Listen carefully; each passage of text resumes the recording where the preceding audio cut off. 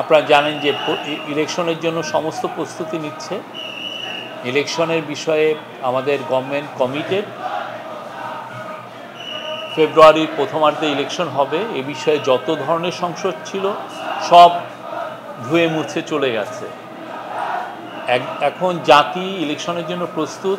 আপনারা দেখেছেন political পার্টিগুলোও July charter নিয়েও অনেক কথা বলেছেন। দেখেন জুলাই চার্টার নিয়েও এখন সবাই ঐক্যমতে এসছেন। এখন হচ্ছে যে রেফারেন্ডামটা কখন হবে। হ্যাঁ, আমার মনে হয় এটাও খুবই ক্ষুদ্র একটা বিষয়, সেটাও খুব দ্রুত এটা পলিটিক্যাল পার্টিরা এবং কনসেনসাস কমিশন বসে এটা ঠিক করে ফেলবেন। বাংলাদেশের ইতিহাসে এই কনসেনসাস কমিশনের সাথে যেই পলিটিক্যাল পার্টিগুলোর যে বক্তব্য, যেই ডায়ালগ হলো গত 6-7 মাস ধরে, এটা আনপ্রেসিডেন্টেড, এটা অভূতপূর্ব। এরকম ঘটনা বাংলাদেশের ইতিহাসে ঘটেছে বলে আমার মনে পড়ে না। গত 6 মাসে যা হয়েছে এটা জাতির জন্য একটা, আমি বলবো যে দীপশিখা হিসেবে থাকবে যুগ যুগ। আমাদের যারা নেক্সট জেনারেশন আসবে তারা এখান থেকে ইন্সপিরেশন পাবে। তারা দেখবে যে তাদের আগের জেনারেশন লিডাররা কিভাবে প্রত্যেকটা ইস্যুকে নিয়ে তারা ডিবেট করেছেন।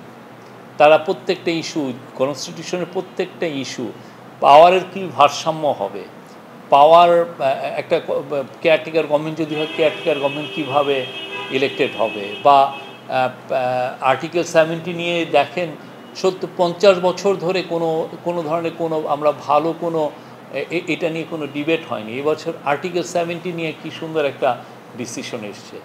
আমরা বলবো যে প্রত্যেকটা বিষয় নিয়ে আমাদের পলিটিক্যাল পার্টিগুলো, সে ক্ষুদ্র হোক বড় হোক, যে পলিটিক্যাল পার্টি, তারা খুব ম্যাচিউরড একটা ডিবেট করেছেন। এই ডিবেটের যেই সৌহার্দ্যপূর্ণ পরিবেশে হয়েছে, কোনো ধরনের কেউ কাউকে অ্যাকিউজ করছে না, কেউ কাউকে কারোর সাথে মানে আগের পলিটিক্যাল ডিসকোর্সে দেখেন অনেক ধরনের যে সমস্ত মন্তব্য হতো, পরে হতো কি একটা বিটারনেস তৈরি হতো।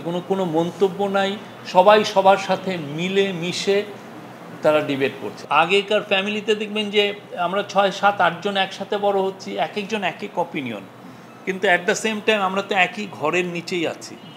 এইবারে ডিবেটটাই এরকম যে একই ঘরের নিচে থেকে এক একজন তাদের অপিনিয়ন দিচ্ছেন। আমি বলবো যে এটা খুবই আনপ্রেসিডেন্টেড। এবং আপনারা জানেন 15 তারিখে তো একটা ঘোষণাও এসছে যে এটা সই হবে। সই হওয়ার পরে আমার মনে হয় যে বাংলাদেশের সমস্ত পলিটিক্যাল পার্টি তারা ইলেকশনের জন্য প্রস্তুতি নেবেন, একদম ভালোভাবে প্রস্তুতি নেবেন। অলরেডি 2-1টা পার্টি আপনারা দেখেছেন যে তারা তাদের ঘোষণা করছে, নমিনেশন ঘোষণা করছে। বাংলাদেশের সুস্থ ধারার পলিটিক্স এর মাধ্যমে নবযাত্রা শুরু করবে। বাংলাদেশে এই আগের মতো হানাহানির পলিটিক্স আর থাকবে না। আমাদের ইন্টারিম গভর্নমেন্টে যারা আছেন তারা খুবই ডেডিকেটেড। গত 14 মাসে তারা খুব ডেডিকেটেড ওয়েতে তারা সার্ভ করেছেন দেশকে। তারা খুব দেশপ্রেমিক। তারা তাদের সর্বোচ্চটা দিয়েছেন।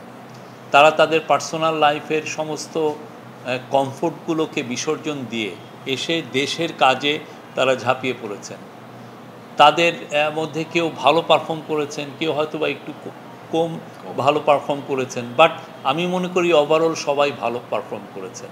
এবং তারা এই দেশেরই সন্তান, এদেশেই তারা সারা জীবন থাকবেন। নির্বাচনের প্রস্তুতি নিয়ে প্রায় মিটিং হচ্ছে, স্বরাষ্ট্র মন্ত্রণালয় মিটিং হচ্ছে, চিফ অ্যাডভাইজারের অফিসে মিটিং হচ্ছে, ইলেকশন কমিশন তাদের প্রস্তুতির কী প্রস্তুতি নিচ্ছে সেটা জানাচ্ছে।